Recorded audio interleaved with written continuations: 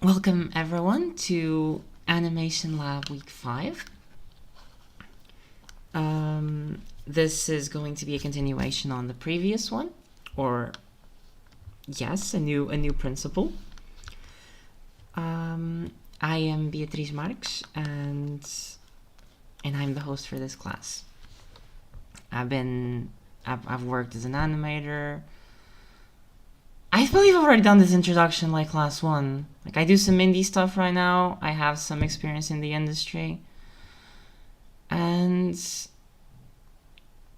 I believe we're all more or less together here in our wish to improve and learn and develop ourselves. Now, before we, please, there we go. Before we get started, this is ToonCamp. ToonCamp is a community of animators, and from the looks of it, artists in general, focused on helping you go from idea to finished project, with free classes, events, and workshops. And some of them will be limited to supporting members, meaning you'll be able to access them if you're a supporter. We are part of ToonCamp, a 503c3 nonprofit organization that offers free and low-cost classes to help you master your skills to reach your life goals.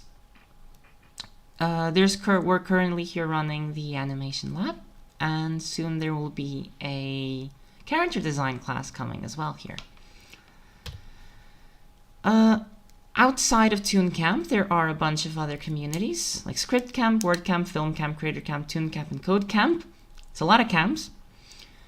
There's a lot of focus on scripts, features, creating movies. In FilmCamp, there is focus on the practicalities of filming and creating a movie. And in CodeCamp, just a new class started on Python. Just last week, I believe. So, let's just move then. How to help SkillCamp. You can donate, you can volunteer to help or to teach. And you can tell your friends, refer the communities around. All right. Now, let's go into week 5 of the animation lab. Or, as I was talking a little bit before, what is basically an introduction to character animation. This time, we're going to be talking about squash and stretch. But before we get there, I'm going to give you the floor, and I'm going to ask if throughout the week, if you did any animation experiments, if you did the exercises and how difficult or easy you found them, and if you're having any difficulties with the software that you're using or any curiosities that you might want to ask about, or perhaps if you found any short clips or created any short clips that you'd like to share with the group for discussion. I, in fact, brought one today, which we're going to be going over after the exercises. So, you both have the floor if you want to speak.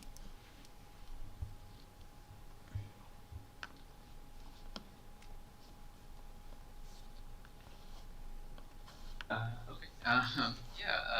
Well, I mean, I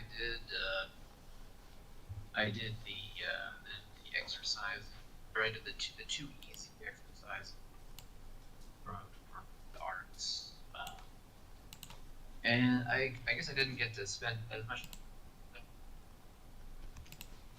but something definitely seemed a little off about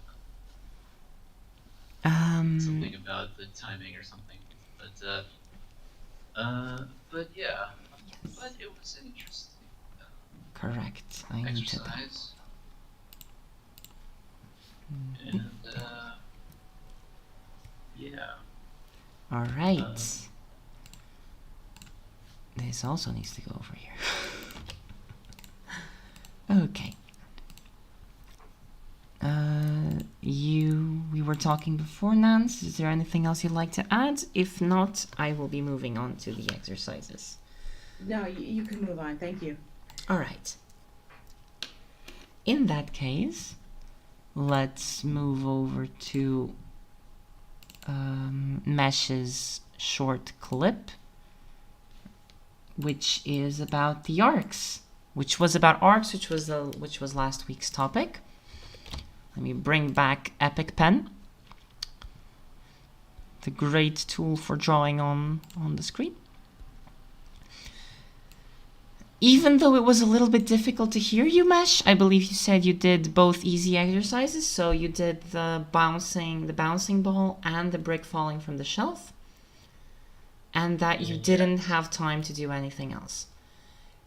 You also said that there was something that was off about them, correct? Yeah. Well.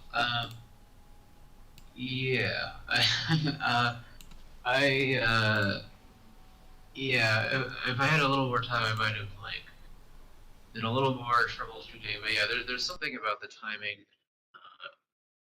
that seems less like a ball bouncing and more like something that's like jumping or something. I guess that's what I felt like when I was watching.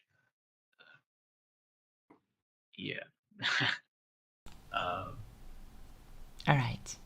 Yeah. Well, let's have a look at maybe it. That'll be more sense. Let's have a look at it. Yeah. Let's play it first a couple of times.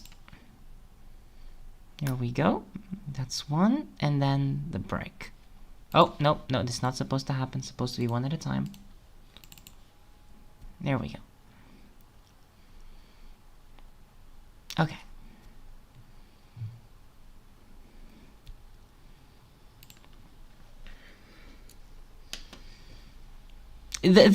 Quite frankly, the brick falling from a shelf one is, like, it's not difficult, but you have to, like, at least that was my experience when I did it for the first time. You have to, like, think about, like, how's that going to work? You know? Yeah. There's a bit of a challenge there in like the conceptualization of it. Okay, let's go through the ball then, frame by frame, as we usually do.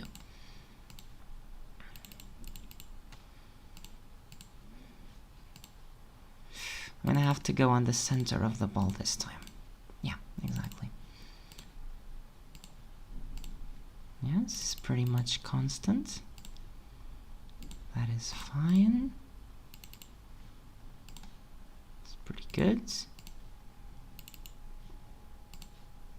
It is gaining speed.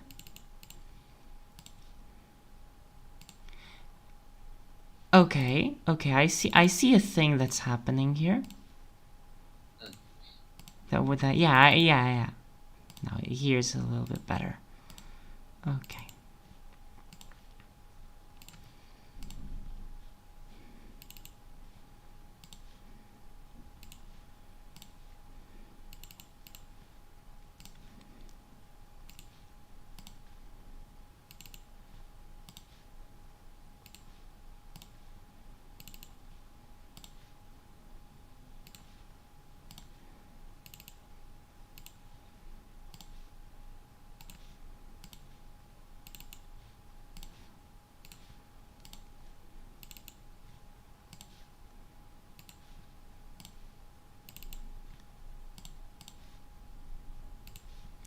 I am really interested to know how you picked these positions.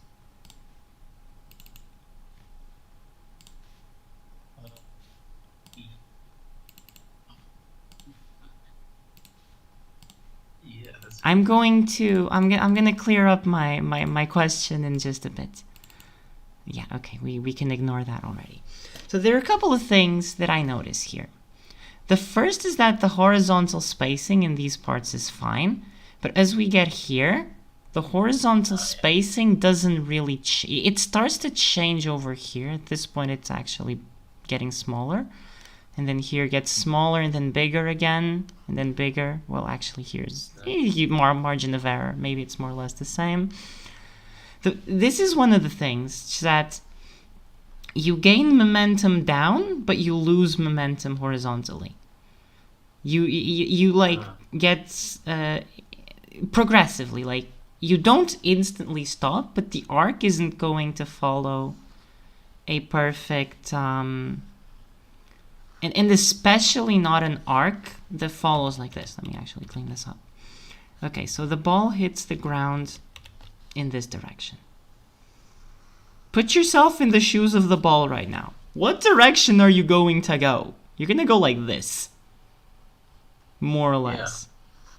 Like, you're never going to go so wide. For the ball to go this wide, it would have to hit the ground like this, more or less. Like, like not so, like this is almost perpendicular, which means that the bounce is going to be almost perpendicular as well. That's the first thing that probably makes the movement look not very natural. Yeah.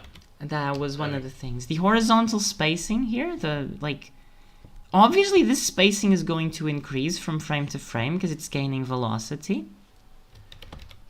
But and this is actually not like that bad. It's just because it gets bigger again over here that it gets kind of weird. Now, the other thing. There are actually three things. The second thing here that might help you is that when the ball comes in contact with the ground, you only have one frame for that. And without what we're going to talk about in this session, squash and stretch, it does feel a little like stuck and blocky, and yeah, it does. But because this is an impact frame, you still want to have like probably two. You want to have this frame and then another one that's like right here, you know? Just at the very beginning of the motion. So that the brain has time to register, oh crap, it hit, and now it's bouncing back. This is one of the things, like you want to make it so the impact is felt, and this is very similar. Remember when we did the rolling box exercise? Yeah. And in my example, I had it so it hit the ground, and then it went like right over like this, and then it continued and continued a little bit slower and whatever. And I decided to add one that did like this, just as it started to go up. Between these two. That's exactly the reason. It's to register that yes, it has hit the ground, and then it's going to move up again. It's the impact. You need to give it the impact and then the recoil. Even without mixing in the squash and stretch, which is obviously going to make it a lot more lively. And the last thing, and the thing that I was curious for, is that drawing this arc, the positions that you picked don't seem very natural to pick. As in, you pick this and this, why not this? You know what I'm saying? Or like this and this? While I was doing it, I was thinking, it was, well, I guess I started out from the beginning when it was rolling off the ledge with like, I guess that's where I had the spacing, and then I sort of tried to keep a similar spacing. Okay, I see. That kind of ended up, I don't know, but I also kind of didn't do the arcs correctly, so I guess it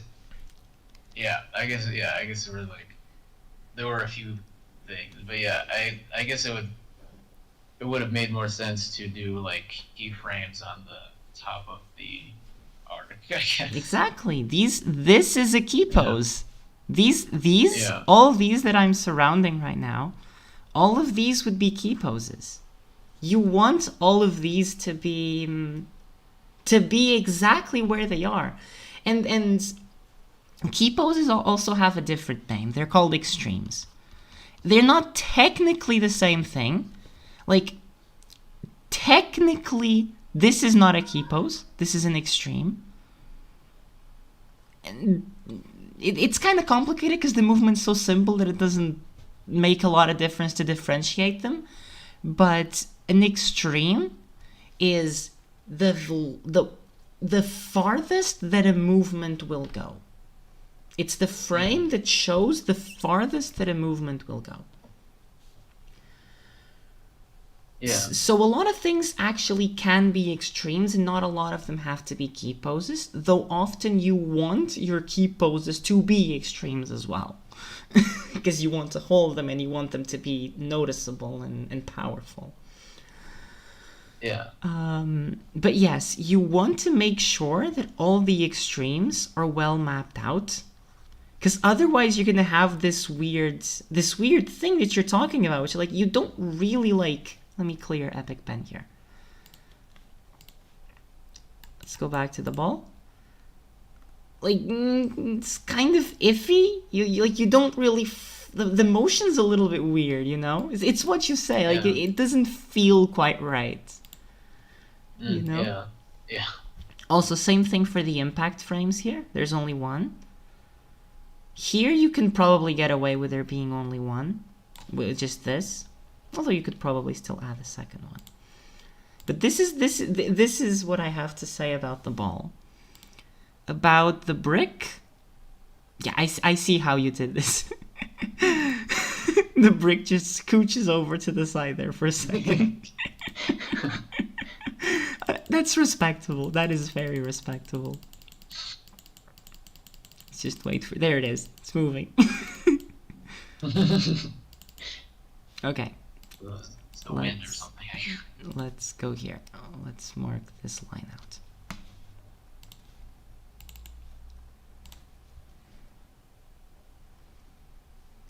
See, this is a matter. This is going to be... The brick is actually fairly good. Nothing again, like in general, the brick is fairly good. Although, I like that you did this. Did you use a reference for this one, or did you eyeball it? I did some guidelines to try to get the rotation, but yeah, I was mostly eyeballing it. Okay. Given what happens here, it feels like it should rotate a little bit more. But because what's happening here is that it's rotating really fast, and then it just kind of doesn't. But that doesn't really feel that bad in the actual shot. So, and here you do have a pretty good. It pins and then it falls. And yeah, that's pretty good. Just a little inconsistencies in the drawing, but it's okay. There's only one thing that I think is immediately apparent, at least to me in some way. You kind of need a slow out. Like, the brick falls really fast. Let's go back over here. You know? Like it's here, and then it's like it just speed runs all the way down.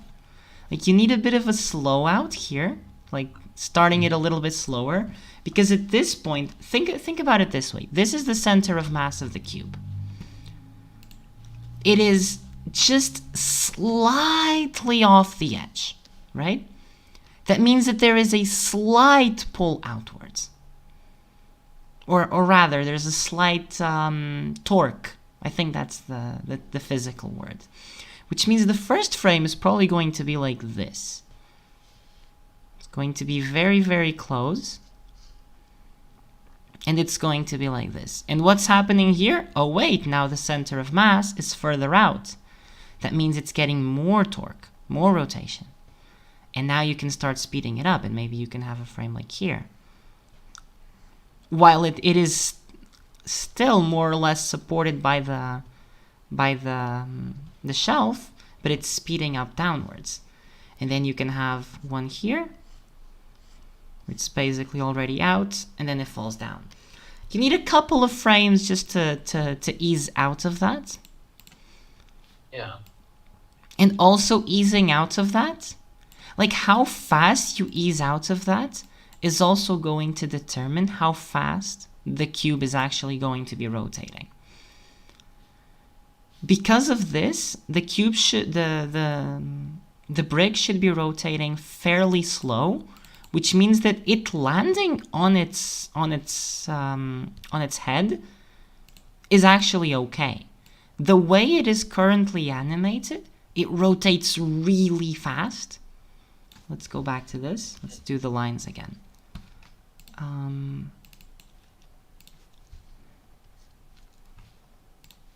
Yep, one more. There it is. Like I guess it's rotating so fast it almost seems like it should do like a flip or something. Exactly. Like it doesn't like, okay, do you see how big this is? The next one would probably have the brick be like this. Maybe down here, but like I don't know how far down, just estimating, but like really, really rotated because of how much this rotation is actually happening. Maybe this is a bit of an exaggeration. Maybe it should be more like this for now. Which means that by the time it lands, it should land like this, or maybe even like this. Like, it doesn't need to land on a complete flip, but it's definitely not going to land on its head. Which means that if you rotate it a bit slower, you also get you also make the rest of it make more sense. I really like the landing though. Let's go back a little bit, come on. Let's do... Like, I like this bits of yours where you always repeat the last frame. It makes it feel like it's doing that last little tuk before it lands. Mm-hmm. You did the same with the box and it works really well. You don't get away with this when you're doing actually clean animation, though. Okay. This is just part of like the sketching phase. Like this works because it's the sketch and because you're able to like fill in the gaps. Like here, you fill in that like this shape is more like this, while the one that came before was more like this, you know, a little bit more, which means that it picked up a little bit of speed, a little bit of energy on this side, but then it just didn't commit to anything, so it stops because it's too heavy. But this is the kind of stuff that you don't get away with when you're doing actually clean animation with clean lines, because you have to know what it is you're doing, but it does work in the sketch. That's an interesting point. If I really had to nail down the line, because I just sort of fudged it a little bit, and that makes sense. But yeah, I'd say this is it. This is pretty solid exercises. Thank you, and that definitely helps a lot. I can definitely see. I can definitely see like why it doesn't look right now. For both of them actually. So thank you. It's all good. Now I also, as I was saying, I brought in a clip.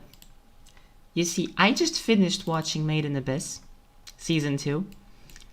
And I was thinking, oh wait, maybe I could get a clip from that of, well, professional animation in practice. And since we did a head turn, I believe was 2 weeks ago, or at least I did as an example, I thought I'd bring up the head turn here as well. And so here it is, an example of a professionally done head turn. We're going to watch it a couple times as well. And then I'm going to go over like the little things that make it work and the things that curiously it doesn't do, because there are things about animation that you do want to do and there are things that you do not want to do, at least not all the time. And it's really, and I actually, personally, I did find it interesting that there's like this bit of restraint that I wasn't thinking about that makes it work really well as well. So this is the clip.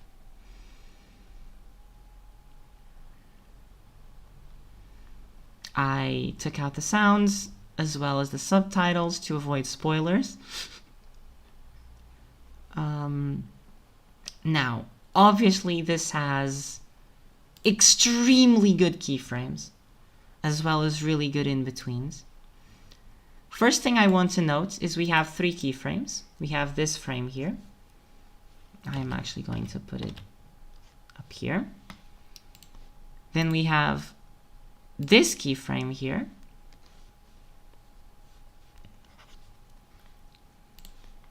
And then we have a 3rd keyframe. So this is a turn with 3 keyframes.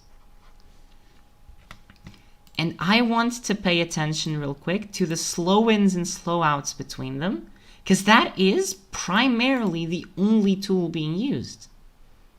There is not really any sense of any of the other principles here at use, really. It is just spacing, timing, and slowing in and slowing out.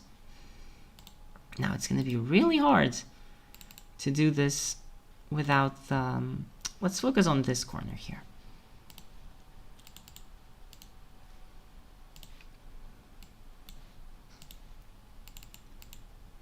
Because then eventually we're going to get to the head and it's going to be a bit easier to show.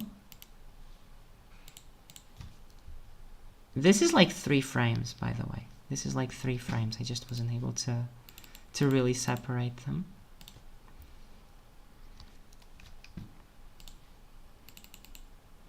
Oh yeah, and also the arcs, obviously.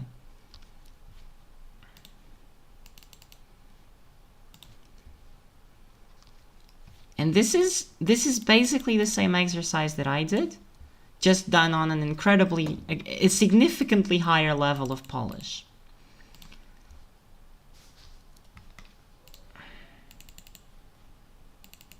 And there it is. You notice there's a slow out here.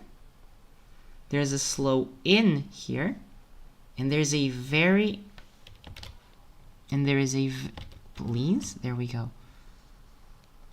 And there's a very intentional arc. It was a little hard for me to map it out because I was trying to track the center of the shape. But there is a very intentional arc here being carried out. Now when we look at, say, let's look at the mouth. The mouth's going to be an easy one to track. At least it doesn't move as much. Let's just give it some time. Oh, no, not so much time.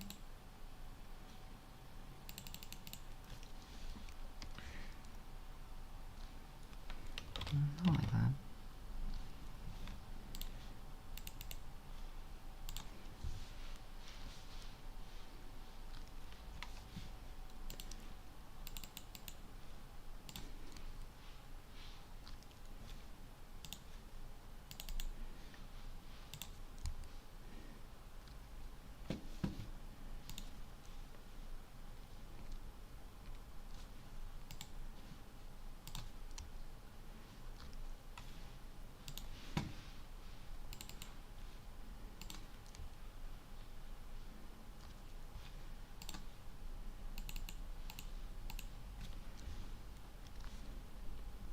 And obviously there are stylistic liberties here being taken.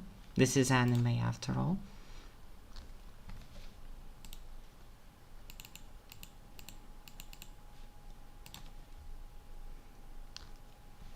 But the point here is pretty much the focus on the fundamentals and how once again there is an intentional arc in this movement.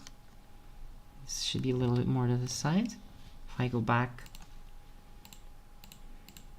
a couple of frames, yeah, and there is very clear slow out, slow in, and very clear slow out as well. You go from one keyframe to the other with a very obvious slow, ease in and ease out. And you go from the second to the third also with very obvious ease in and ease out. More so, we haven't talked about this, but I briefly mentioned it when I believe it was Zuriel posted his clip. We talked a little bit about follow through and overlapping action with the hair and with the fabrics. And I think it is appreciable in a way that there is actually no overlapping action here. Because the movement is so soft, there is no need to have the hair do overlapping action. It works if it's just solidly drawn. You could get away, you could do it, but then this is the part where you're going to be thinking about a different thing, which would be the staging of the shot, which is the composition, which is where you want the eyes to be looking at. And eyes look at motion. So here, obviously you want to be looking at the eyes, and the movement is soft enough that you don't lose a lot by losing this little bit of realism on the hair. So you animate the eyes instead of the hair, and you just make the hair follow the shape. And by doing that, you create good staging, and you create a good shot composition that clearly guides the viewer's eye to where you're supposed to be looking, which is here, at the eyes of the character, here as well.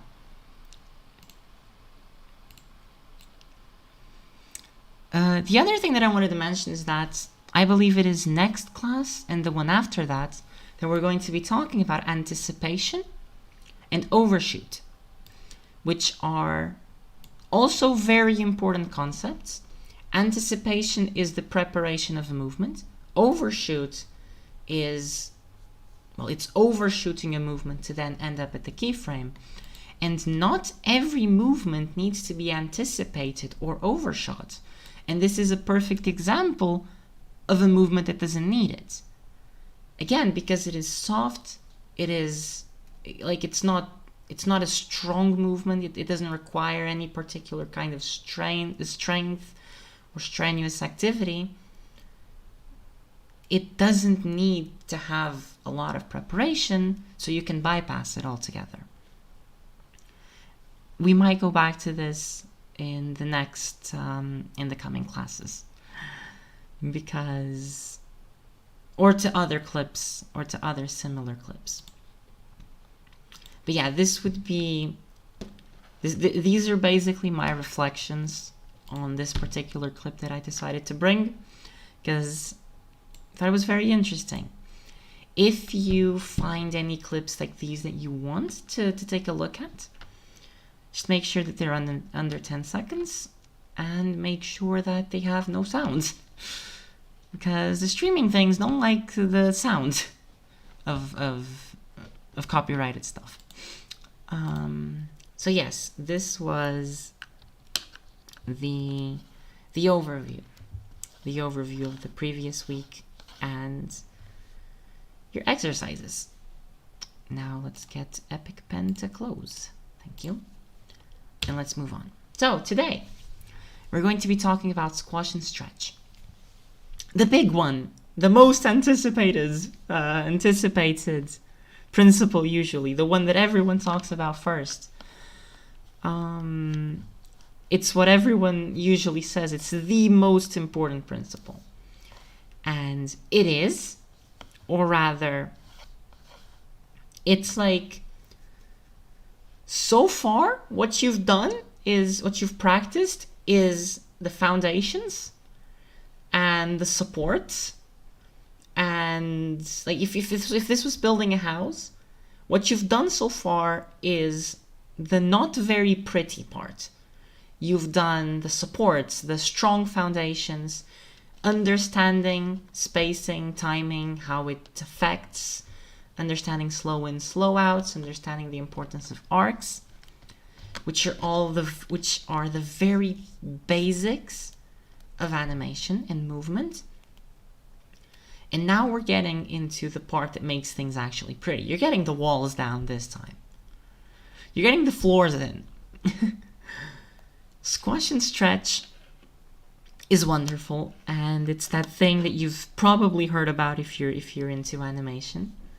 I believe even Nance was talking a little bit about the software she was using doing some of that, though it wasn't very intentional at the time. So let's take a look at squash and stretch. Squash and stretch are changes in the shape of a moving object or a character that convey the illusion of fleshiness, flexibility, and life. It's put very simply, it's things compacting and expanding. It's things squashing and stretching. It is very, very easy to understand in a way. And things that are solid, like, let me think, like a mouse, like a computer mouse, it's a solid object. If you move it, it's always going to be a solid object. It doesn't have any kind of flexibility. It's a piece of plastic that won't change its shape. And because of that, if you were to properly animate or to realistically animate a computer mouse moving around, it would be constantly a solid object that doesn't change. Now, if you look at a hand or an arm, the muscles are fleshy and they are able to contract and they're able to extend.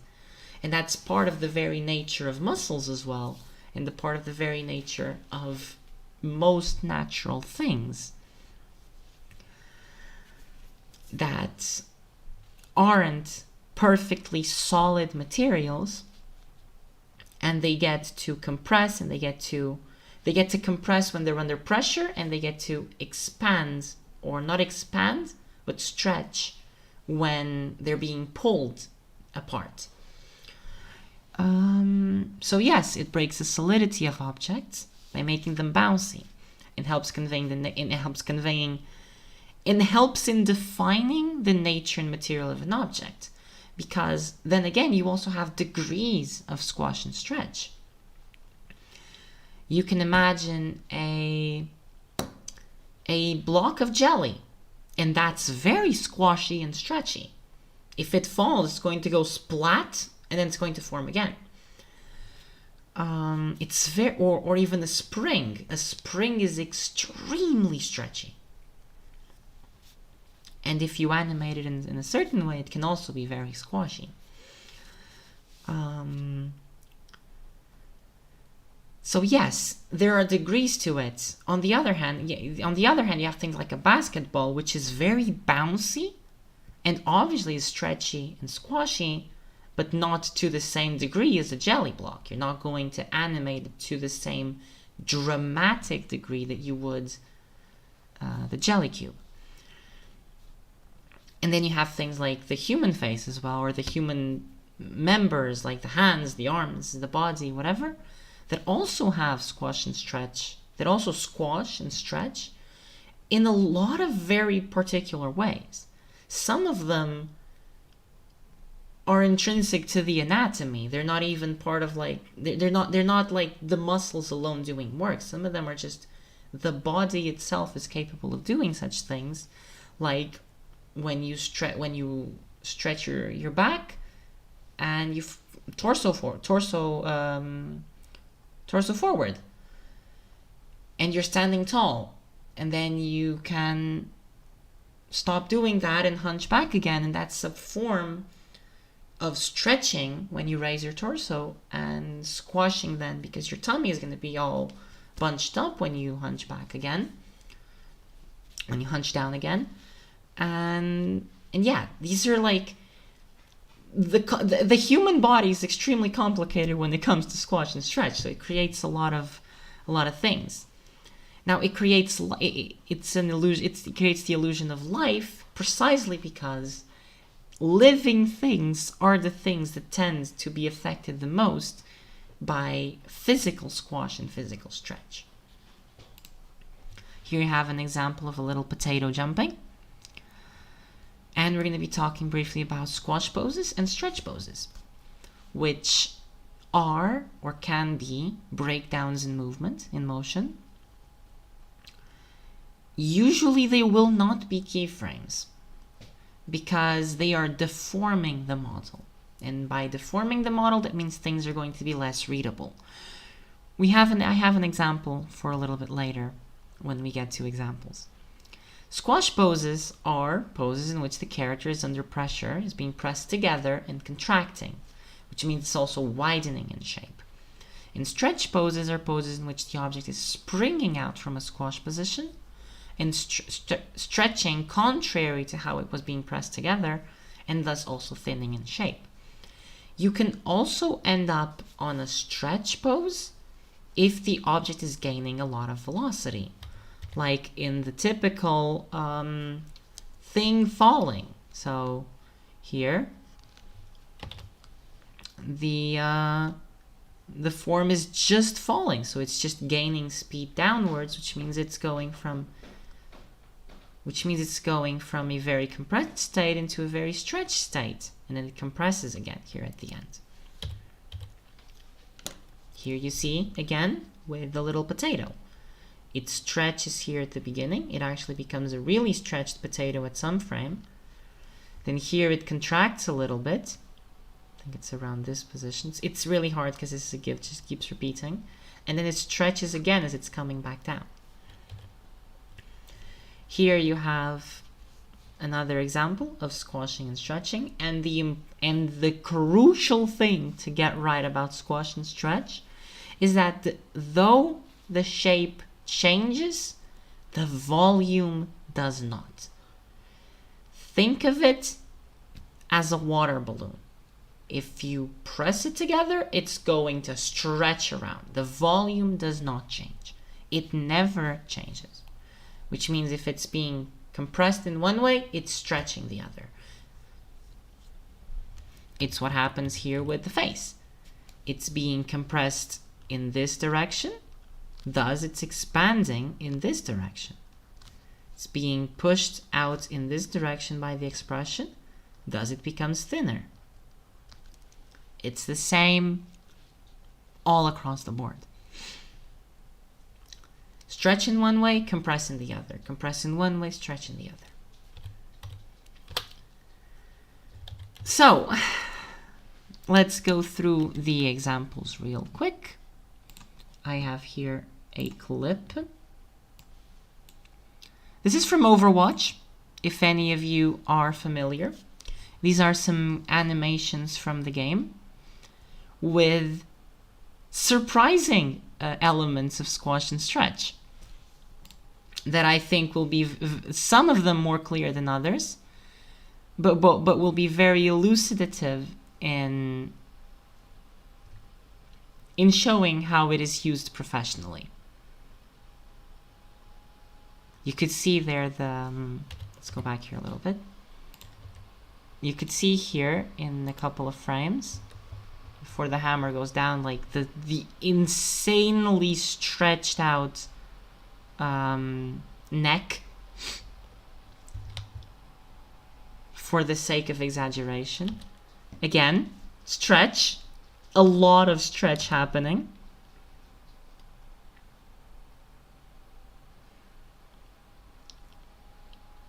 Obviously, these animations have a lot more to them than just squash and stretch.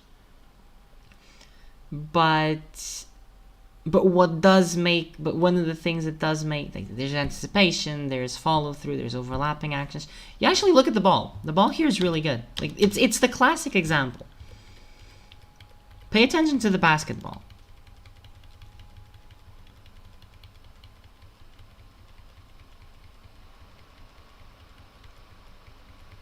You see how it's stretching? This is the most classic example of squash and stretch. It's the basketball.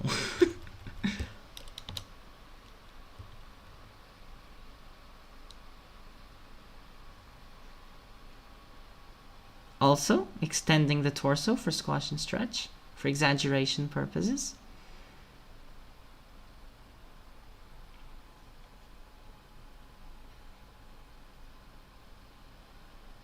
Similar thing that happened to McCree before, and similar thing with extending the torso.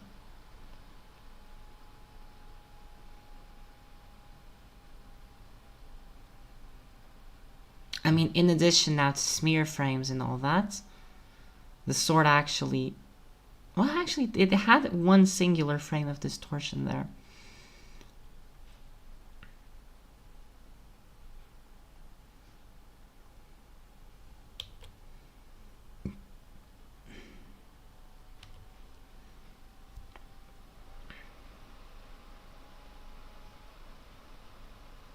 Yeah, here, look, the hands. The amount of exaggeration that these hands have.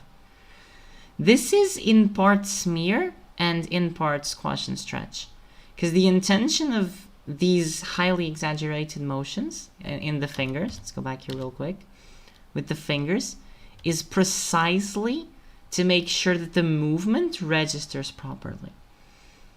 And it's a way to say, oh, this guy moved the hand really fast. He's just DJing around like really quickly. Okay, this is nothing to do with it. Zenyatta one does have though. Let me go back a little bit. You see the deformation of the arm, the way that the arm stops being rigid in order to follow the curve of the motion. Exactly, squash and stretch animations. It's exactly what we're talking about here. So then, let's go back here. Before I present the exercises, is there any question about squash and stretch?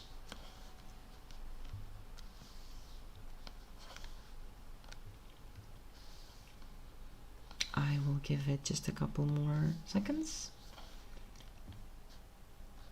If not, then I'm going to go back here real quick again. Couple of frames back. And I want to talk about the material and everything. Just to make sure that I mention that really well. Different materials act in different ways. And thus, they will squash and stretch differently. And this is the way in which squash and stretch can help you convey the material that something's made of. A brick, like you did, Mesh, will not actually squash and stretch all that much, or almost anything for that matter. While the ball would actually squash and stretch quite a bit, or at least significantly enough to be noticeable. So yes, you unmuted yourself, so do feel free to speak now. Oh, well, I don't know. I guess I was thinking about like some example. I guess I'm wondering if maybe see like I know like this like really exaggerated squashes is maybe like is really associated with some kind of older like old school cartoons, right? So like Looney Tunes kind of stuff. But like I think or I mean obviously like Disney. I mean I don't know. I guess it's interesting because I guess you showed the Overwatch example, which is like 3D CG animation, which is using squash and stretch also. And I guess I don't know. Do you think like squash and stretch is used? Like it seems like there was a period where it was used a lot less, or something like a lot of newer trends in anime Like seem to I use it think of the less. road runner. Yeah, Yeah. yeah, like Roadrunner. Oh yeah, Roadrunner. Like yeah, like those old Looney Tunes cartoons.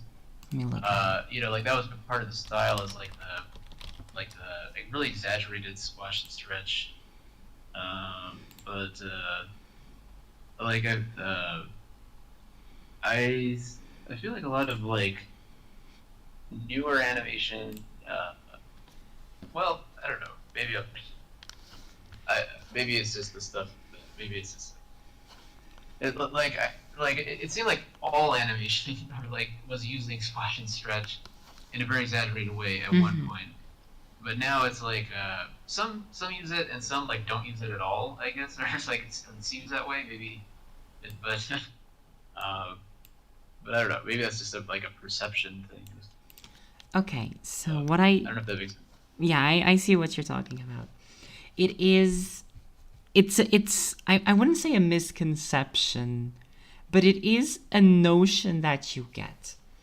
I think the way that I can best like try to make an analogy out of this is that back then, squash and stretch was a hammer, you know? And now it's like all these fine little tools that you use very subtly or in very specific ways. Because again, you use squash and stretch in a multitude of different ways. You don't have to use it strictly. As the example that I showed before, you don't even have to use it at all. The clip that I took from Made in Abyss does not actually use squash and stretch at all in that particular shot. In other shots, it does make use of it. So yes, the thing is, in most animation that you'll find, squash and stretch is being used. It's just being used in subtle ways that add realism, but there aren't so blatant that they make the thing become cartoony. Even have you watched Arcane? I haven't. I've seen clips of it, so I kind of know the style. It does also use squash and stretch. I thought about getting clips from it, but I haven't. I wouldn't just. Maybe I will for next class.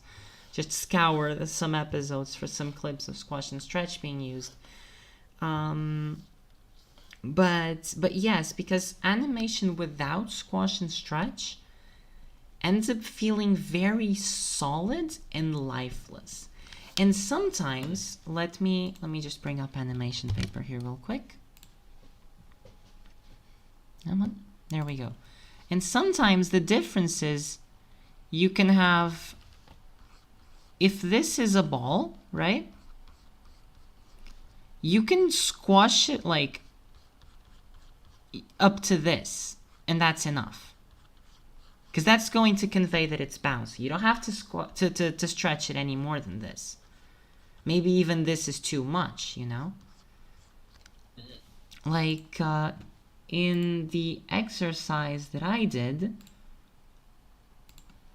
in...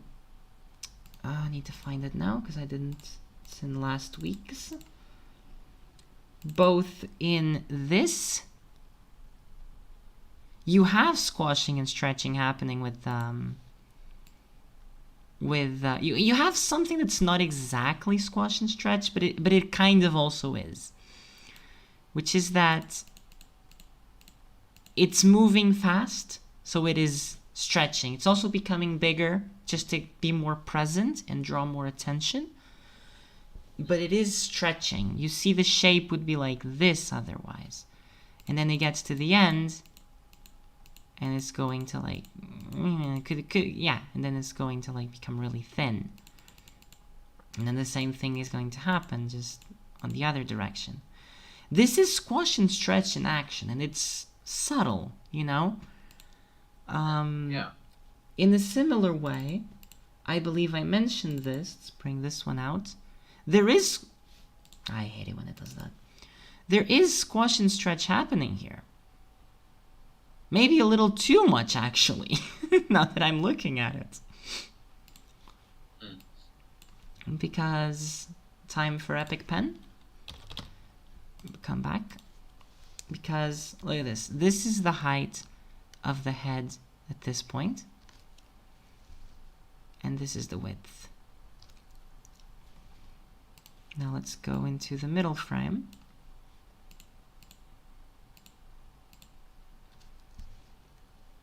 And you can see just how much smaller or how much thinner the head became And it did get wider, but not a lot. Perspective is also doing its thing. So yes, there is squash and stretch happening here as well. And here it's definitely less subtle. There's also squash and stretch in the movement of the ears a little bit, besides the follow-through. So it's one of those things that you find in a lot of places.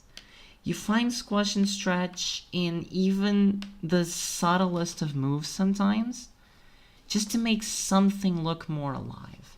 If you look at a movie like Cars, it's going to be filled with it, even though you're talking about things that are supposed to be solid hunks of metal, you know? Because you can't get away with animating something that's just a solid hunk of metal. Like, you need to have it be lifelike in some way. And you do that a lot with squash and stretch.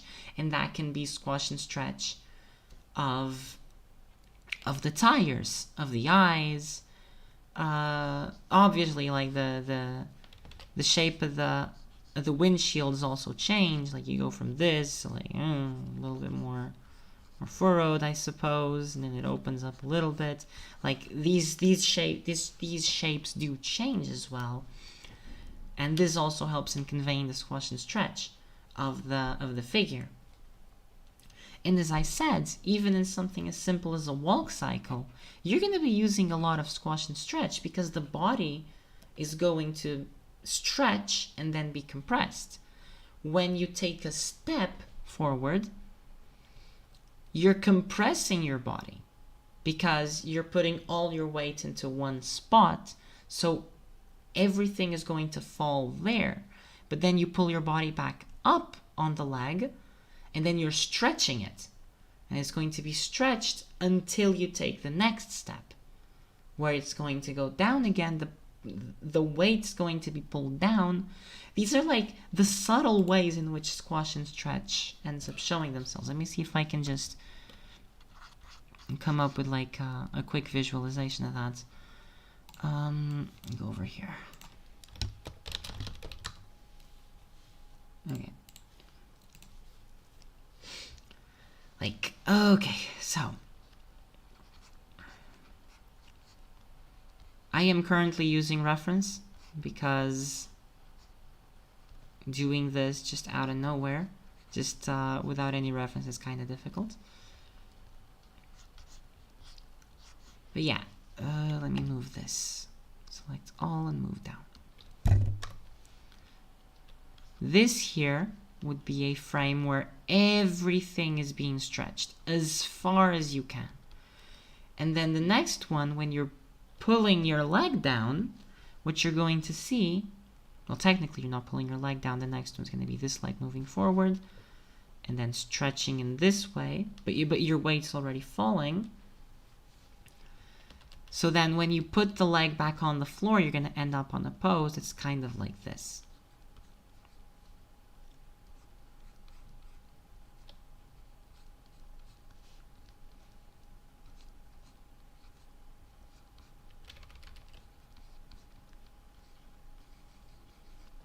And like, this is a little exaggerated, of course, but you can see how when this happens, when you put the leg down, suddenly all the weight that was being pushed up here is now being pulled down.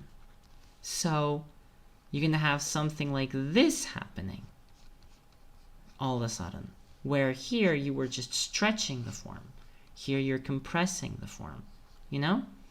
And like, again, these are exaggerated things. This level of dramatic squash and stretch doesn't usually happen, but these are things that the human body does. Also, if you've drawn before, you'll know that an extended arm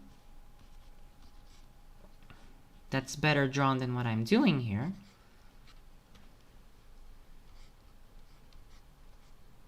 is going to look... Ah, shit. I shouldn't say that, should I? Is gonna look kind of like that, But then when you close, when you do like a flex, this part is going to come up. This is also squash and stretch in action. You're compressing, when this rotates, you're compressing the muscle. So you're going to be creating here a little squash. These are like the subtle ways in which you squash and stretch. You also have, I mean, I could bring back my examples from Prince of Egypt from week 1, I believe. Let's bring them back. Mute. Okay, there was a really good example, like right here. Face is, well, face isn't stretched out anymore. It was. Was this a scene that from the actual movie? I don't know. I quite frankly don't know. It looks a lot. Yeah, it just looks like there's a lot more. The movement looks really different from how I remember the movie. I guess. Like the hair and stuff. I guess. I mean. Do you see squash and stretch happening? It's exactly the same thing.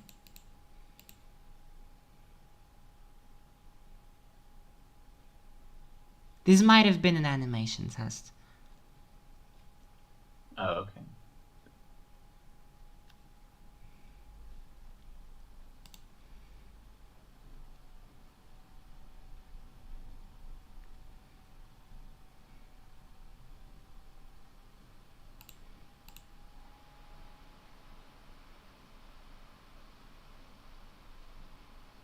Oh, this one's going to have a lot of it. Absolutely.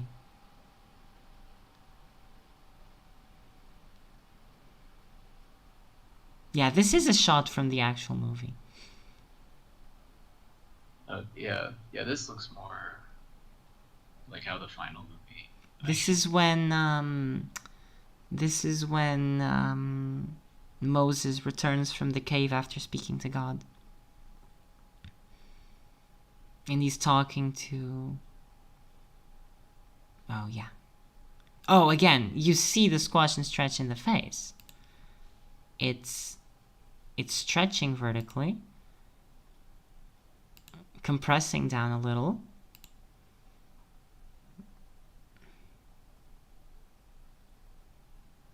You also see a lot of things, because this has a lot of like follow through. Oh, here you do see, this is just a walk cycle, but here you're absolutely going to see. Do you see how the weight's falling? And it's creating, first it's creating arcs, and then like how even the belly moves. Like that's part of squashing and stretching. And it's very subtle, but it's definitely there, you know? Like it doesn't have to be the obvious coyote falling off the cliff levels of stretch, you know? Yeah. Like this is a technique that is still used all the time, because you can't really get away with not using it. There is a reason why people say that it is the most important thing in animation. And that's because if what we did previously were the foundations, this is the meat of the house, you know? For the most of it. Without this, you're not going to be getting any dramatic poses, any dramatic movements. They're all going to end up being somewhat stiff. And sometimes that's okay. But sometimes you really need to pull through with the squash and the stretch, and you really need to make sure that those things are visible. Yeah. So. Okay. Yeah. That makes sense. Anything else?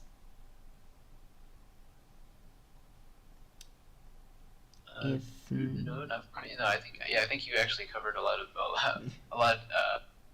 of stuff there that. I definitely understand what you mean about how, like, maybe in the Looney Tunes era, they built their whole style around like really using that technique and making the character look like they're made out of rubber sometimes. Yeah. But like, but like, yeah, if you just dial it down, it's just gonna help stuff. And it's not necessarily about like having rubber looking characters. Like, okay. This was a style. Literally rubber hose like animation. the Fleischer, like the yeah. No, this is. I really like watching these old, like some of them are so trippy and they're like really creative actually. Yeah, this is characterized by arms that aren't actually made of multiple moving bones, but just things that swish around. Rubber hoses, basically. Arms and legs that do exactly that. And yeah, this was a style, so you're absolutely correct when you say that. This very much was a style. But yeah. But yes, if it's used in moderation, it's very important to like give that little extra edge over. Like edge is very competitive in this way. It's not about being competitive. It's about like making it just a little bit more lifelike. It can be very important and very useful. So then, exercises for today. We have 4.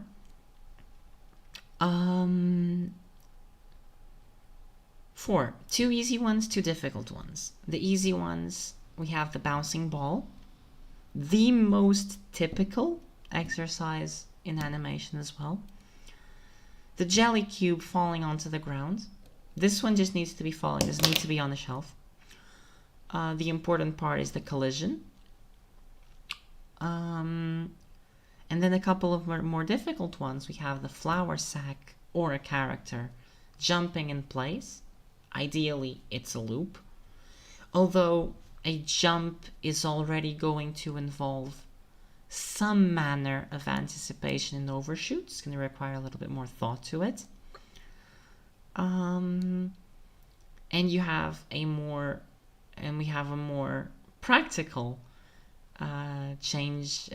example of squash and stretch in a change of character emotion, where the first and last key must represent different emotions, and throughout the transition between one and the other, you need to express, you need to show the squash and stretch of the face. I'm going to do the ball bouncing, and then I'm going to tackle the character emotion one, because the ball bouncing is fairly quick to do. And yeah, feel free to tag along. I'm going to copy these exercises over to the channel, to assignments. And yes, so easy, difficult.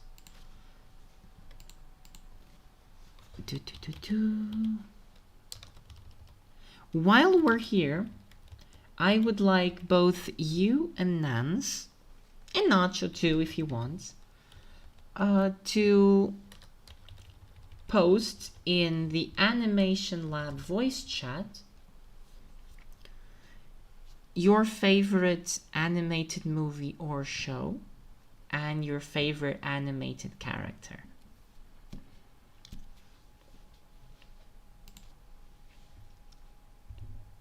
Or at least the first one that comes to mind.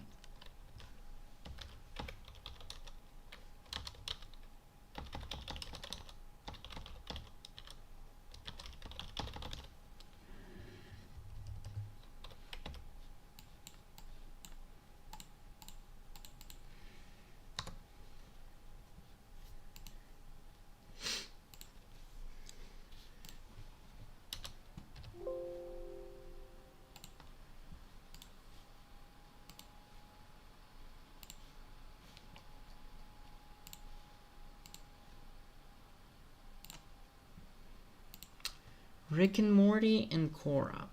Okay, I was expecting the character to be from the show. I mean, I like the characters, but it just they're I don't know how to explain it. Like maybe they're more simply drawn. So like I don't feel I mean, I really like the stories, but like I don't like oh wow, that character is like the like in like an Avatar show or something, like maybe the the style of drawing is like Mm-hmm. more impressive, right? And Rick and Morty, it's more like the story is more impressive because it's so crazy. I don't know. For this, I'm gonna say it's completely okay if you go with Rick and Morty. Because the reason I'm asking this of you is that for next class, I'm going to try to find the turnarounds and character sheets of the characters you're bringing me, and if not, of some other character from the show, so that you can get started with proper character animation practice. Okay, cool. Well, I would say Rick then because I think it'll be easier to draw Rick than Cora. Oh yeah, Korra. Legend of Korra is a masterclass in animation, really. It's really, really good. Legend of Korra is one of those shows that absolutely blows it out of the water in terms of animation.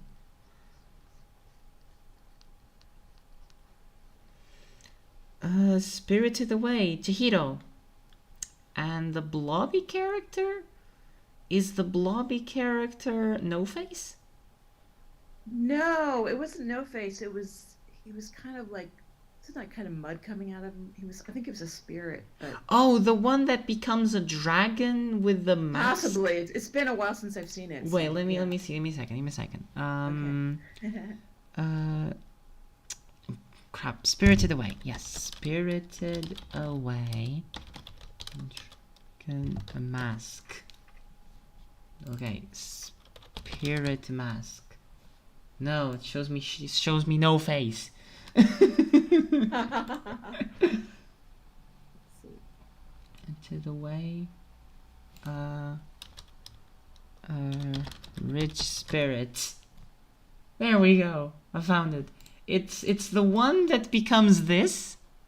Oh, okay, yeah. That is like, yeah, it's Yes, this yes, blobby yes, thing. yeah, that one. Okay. Mud. Favorite movie is Akira and Tekken Concrete. Okay. I'm going to try, as I said, to find the character sheets and the turnarounds for these characters. Fantastic. If you would rather bring your own, that's also perfectly fine. If not, we'll have these as backups that we can use.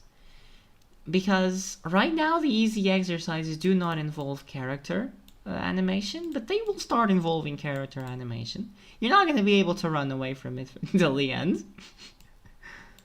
And they're going to start being a little bit more difficult as well. But yes, this is... that's the plan, at least right now. Let's continue then. I need to turn on the light table. Once again, just to remind, this is an extreme, the highest the ball's ever going to go.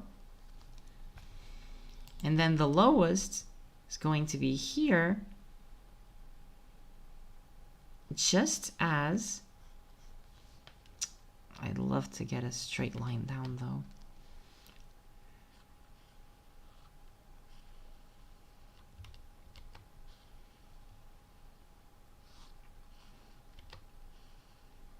There we go.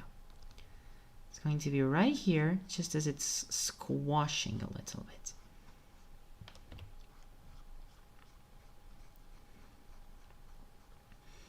And again, squash and stretch. It's squashing like this. It's stretching like this. Volume is maintained over the course of the animation.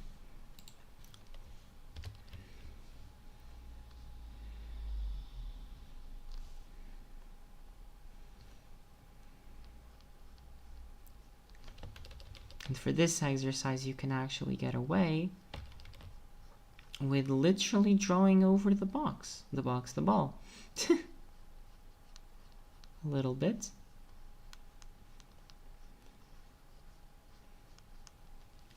Because when we get to actual character animation, maybe you'll be surprised, but character sheets are extremely useful because you are allowed to draw exactly over them. Pretty much. You are allowed to do that. There is no law forbidding any of that. Okay. Next one, there needs to be a frame here and a frame here. This one. And that's exactly the reason why character sheets and turnarounds are useful. It's because they are references and they show you the exact sizes and proportions that things need to have.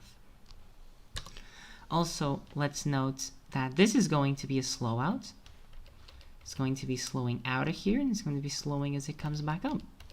This ball bounce is going to be a loop.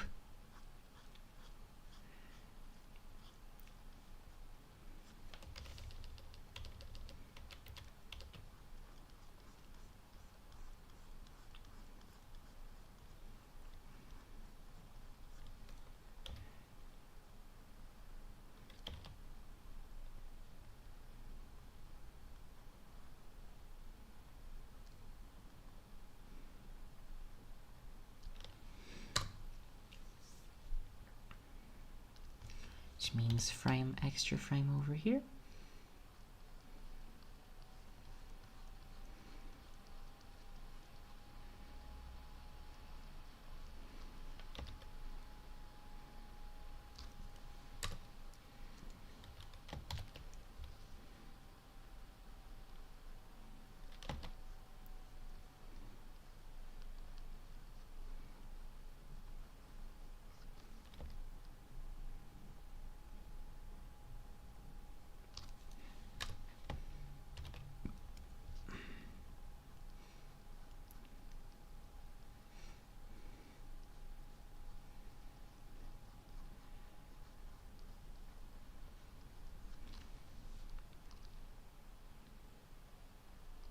Right, that's my mistake.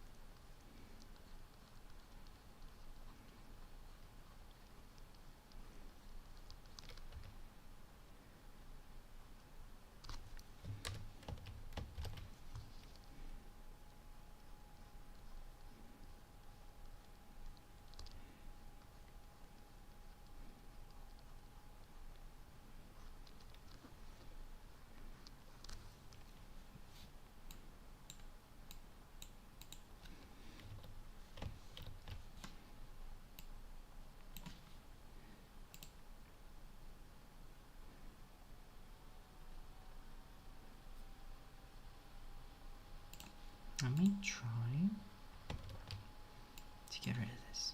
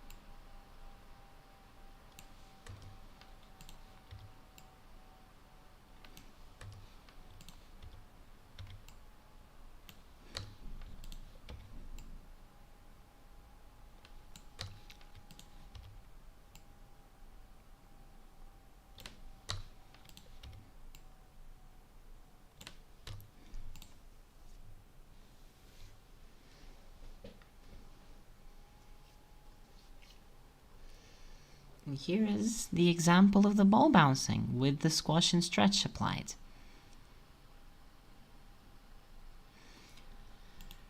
If I would do this entire thing with no squash and stretch, let me create a new layer. Exact same spacings, exact same timings, but now it's going to be on the side.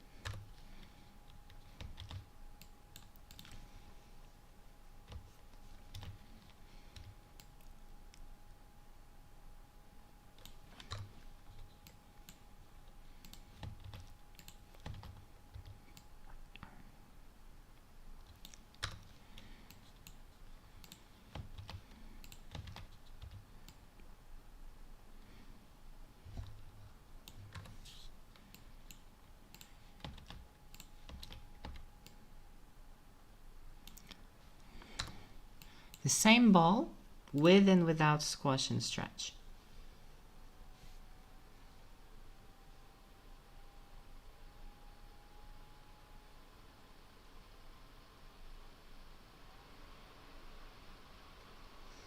I can turn off this. This is a thing where actually to make this one work properly, I would need this frame to be way down below.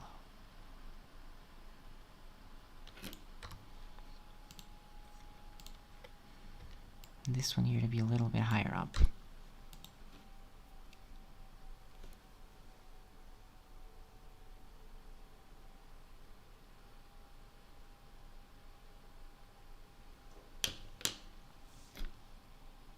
Or actually, is this a case of reverse?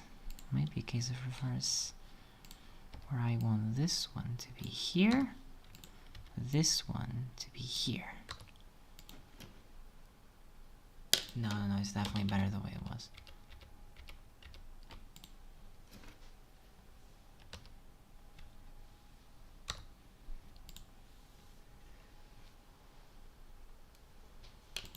Alternatively, the frame could just be gone altogether. And this could just become a 4-frame hold. And it just feels like it's... Nah, it can't just become a 4-frame hold.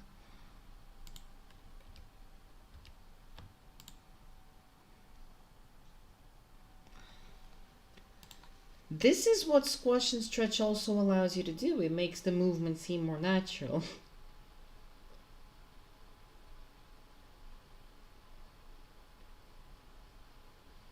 And it doesn't have to be highly exaggerated for it to work.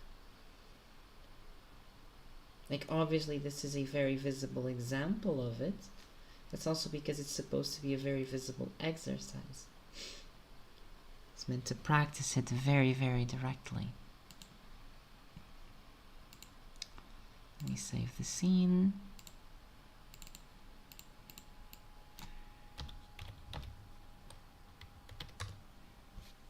Okay, now let me get started on a new one.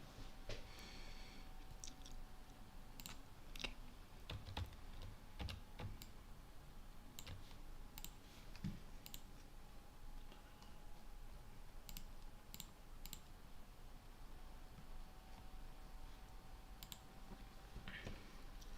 So now I'm just going to get started on the change of expression. And I'm going to use my own character, Rita, for this.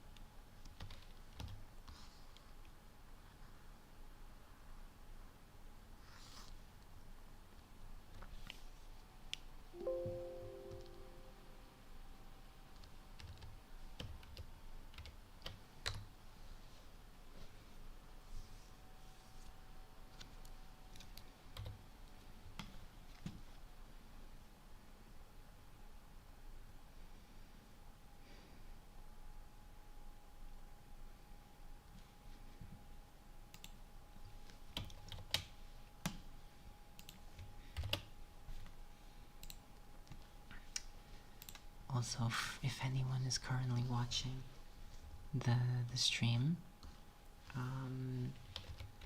what you're seeing right now is the importance of keyframing. Keyframing is the part that takes a lot of time, especially when you're working with characters.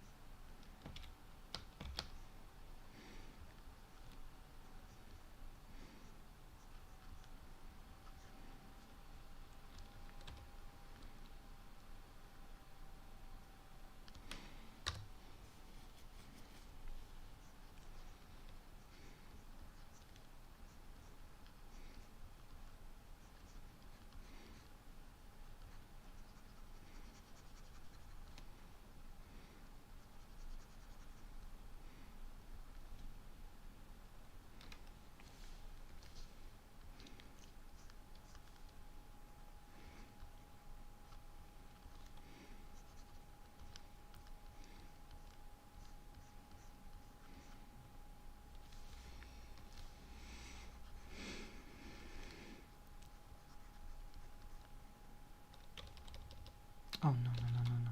There we go.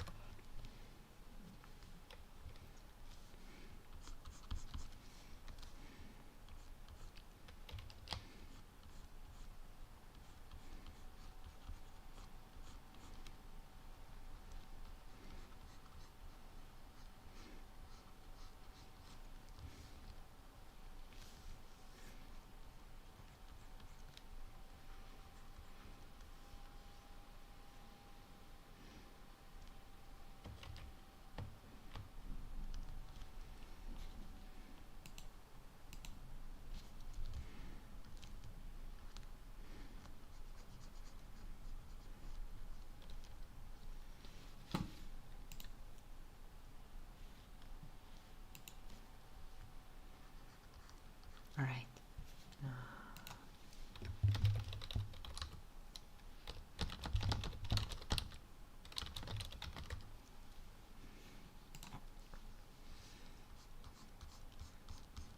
So, did any of you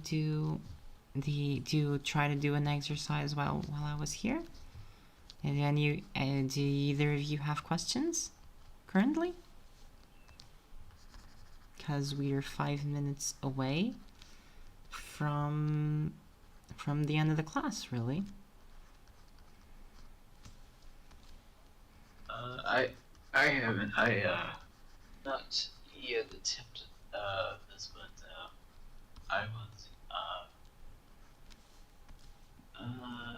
I was thinking about it's interesting. Like I guess one thing. So one one thing I noticed about what you showed us earlier. You're not very clear. It was something you noticed about something that I showed, but I didn't pick up on what it was exactly. Oh, okay. Can you hear me now? Or? Yes, I can hear you significantly better. Okay, maybe. Okay, I just need to be closer to the microphone. Yeah. So yeah. So one thing I noticed about the Maiden Abyss clip you showed earlier, and also that I'm noticing about your character design. So like I guess there's maybe something about the kind of like anime style, or at least maybe this particular type of anime style, where there's like a kind of an interesting thing that happens between like the 2D. So like I don't know, how should I put this. So like in the clip, I was noticing like when the character's head was turning, um, there was a point. So I feel like I'm going to open the clip. Oh, okay. So you're not guessing here. There's no point in guessing here when the clip is out. Hold up. Yeah. Well, I mean, it's related. So I mean, I guess it's just like the clip is like I guess this board frames there to analyze. But yeah, like it's like I'm noticing like when the character goes like from front to side, you say? Or like from side to front. So like from there to where so big, and then so like right there. I feel like the cheeks of the character, like they kind of like pop, they like pop in like more than they would. Like if this was like a 3D sculpture, like a model or something, I feel like the flatness of the face would not pop in that quickly. If that makes sense. I don't know if that does that make Oh sense. I yeah, don't know. yeah, Like yeah. I feel like maybe it's a stylistic choice. Like maybe they kind of want that distinct sort of shape of the face to read. I guess. Yeah, I don't yeah, know. yeah, Maybe yeah, yeah. yeah. It is very much a stylistic thing. It is part of, well, in this case, it is part of this show's visual identity. There's a lot of chibi stuff, and this is a feature of chibi. It's also a feature of this part of this side of anime where like when you have this kind of face, basically, where this is just a solid block instead of like having the technically proper structure with the indent and the nose and then like the mouth and whatever. This nose is also not pretty, but it is a nose. What you tend to have is that when you flatten it out in 3, I've actually tried to model this kind of face in 3D. It's really interesting what you end up with, because what you end up with is a mesh that tends to be, yes, extremely flat in the front. It does have a little bit of a turn, but it is extremely flat in the front. And then depending on what you do, you may have this part slowly protruding out to form the shape of the nose here, and like this indent that you see in the profile. Or alternatively, you actually no, the way this is done, this is the way you always do it, is that this shape here is always going to be protruding out a little bit. This is a 3/4, by the way. This is a this isn't a complete front view. Like this shape here is always going to be protruding out a little bit, and it's going to be like doing this all along the face. This is how this kind of shape works more or less in 3D. What this is doing is it's simulating the way that, yes, if you do a 3/4 of an actual face, you have these structures, and then here you have the indent of the eye, not so high, but like here you have the indent of the eye, then you have the cheek, and then it's going to like go into the actual chin. It's going to be somewhat down here, and this is the shape that you're creating here, you know? It's just heavily stylized, you know? Yeah. This is very much Okay, part yeah. of stylization, yes. Yeah. So okay. Yeah. And so I guess I'm wondering if are you thinking a similar way when you're I know there's like the squash and stretch involved as well, but are you thinking a similar way when you're I working on this piece as well, or Yes, I am working on a similar way because this is the concept sheet that the turnaround sheet that I'm basing myself off of. oh, okay, yeah.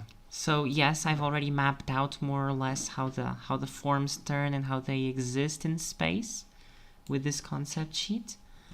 So yes, I am heavily referencing that particular concept sheet, which is turnaround sheet, which is exactly why we're gonna need to bring turnaround sheets for the next classes, which is why I asked you for the characters. It's gonna be really hard to like do characters without having turnarounds of them. But yeah,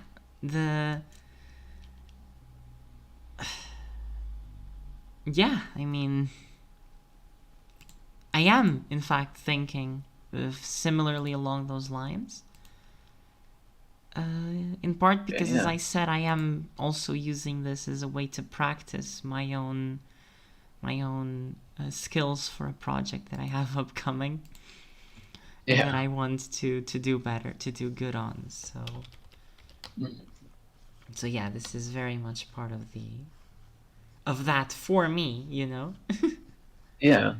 No, that makes sense. And yeah, yeah, I guess like well, okay, so I guess what I'm wondering is like when you so when I look at look at a clip like that, and I've seen this before in other anime shows, where a character does a head turn, and there's almost like there's kind of a jump between that profile view and like a 3/4 view that's like more than it would be normally, I guess. And so I'm wondering if is that more like is that more to save time? Is it like if they had more time, would they add more like frames to really bridge that gap between the profile and, or is it just sort of considered not necessary? I mean, I guess it's not really.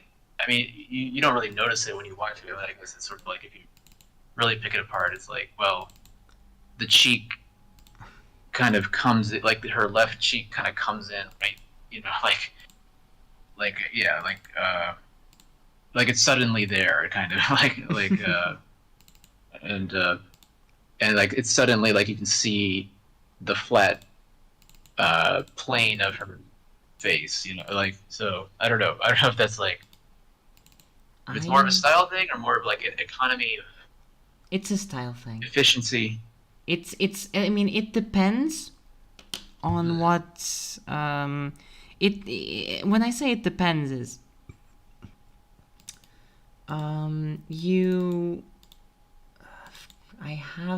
okay, there we go. I found what I wanted to find.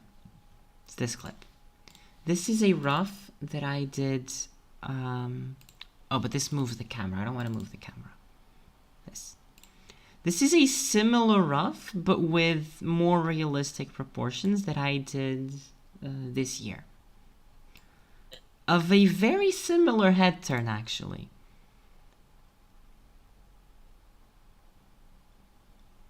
And if we go through this, and again, it's very rough, I have to admit that. But if we go through this cool. Frame by frame, it's like...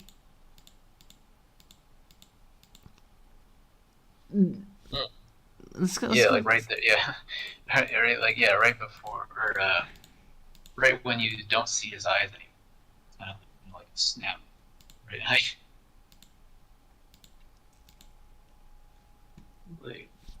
Like this is, I've looked at this before, and I thought, well, this should be kind of a little quicker. This part here, this turn here, I mean, it actually shouldn't, because I wanted to get across this, like, glare before the turn, and I think that actually did come across.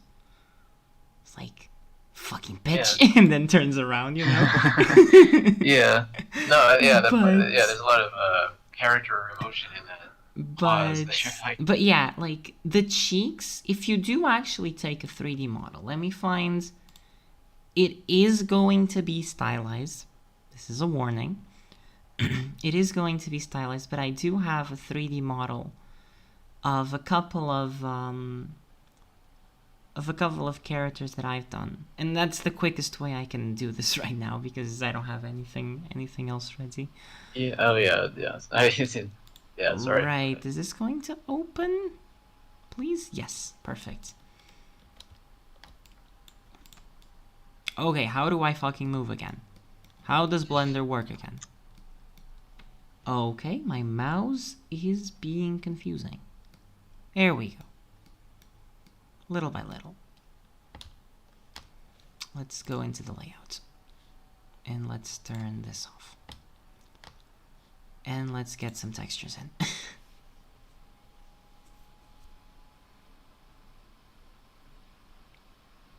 Because it's going to help with, like, the notion of what's actually happening. Yeah. Like, this is stylized, and the thing is, in like a human face, the cheeks do disappear really quickly. if you go from a position like this, let's try to like compare the frames here real quick. Not of this one, but of the actual one that we were talking about. Ongoing ToonCamp week 5, and it was this. So these two are more or less the same shots, or at least the same kind of profile. It's not perfectly equal, but it's more or less the same. And then here we go, let's go frame by frame. We have is like it turns in a little bit. You start to see, again, stylized, so you do actually get to see both of the eyes in similar ways. Human eyes would be significant, like properly scaled human eyes would be a little bit smaller, but I think it's not that big a deal. Like, you see how quickly the cheeks actually appear? Like, okay, it is exaggerated. Yeah. It is definitely exaggerated here, and you're correct about that, and it is stylistic. But the cheeks do, like, It is there, yeah. This is something that was very confusing and still kind of is to me when I'm doing 3/4 views, because you'd think that the nose would show up very, very prominently, but no, in an actual 3/4 view, the cheeks are like almost full, you know? So like there's this is a very small window of no cheek to like cheek, you know? And when I guess that's true. Yeah. And when you do like slow in, slow out, like, yes, this is exaggerated, but this is not for budget reasons. This show, I can assure you, was not this way for budget reasons. They have the budget. Yeah, they got the cash to do it proper, right? Yeah. That makes sense. Yeah, thank you for the style. Thank you for showing me that. Seeing it side by side with the 3D model, that actually that helped it register a little bit. That's cool. Yeah, so, I mean, it is stylized, but it's like it is kind of following what actually happened. Yeah, definitely. It's just exaggerating to get so you get that. I guess you get It's what I said, like here with the cheeks. It's like it's taking this exact curve, except it's like here it's like this, and then there it's like this, you know? So it puffs out a little bit more. That's the kind of thing that's generally happening. And yes, if there is nothing else at this point, I'm gonna be honest, I would absolutely love to chill here, like not in like class mode, but just continue animating. But unfortunately, I gotta wake up really early tomorrow. And it's already 1 a.m. So totally understandable. It's 1 a.m. Oh my gosh. Yeah, it's 1 It's 1 a.m. for me, the Portuguese. So so I don't really have you a definitely lot of need to get options. some rest. Yeah. Well, thank you very much. But Appreciate it. Really, let me save this. Thank you for answering my questions. Like, I know maybe a little more in depth than but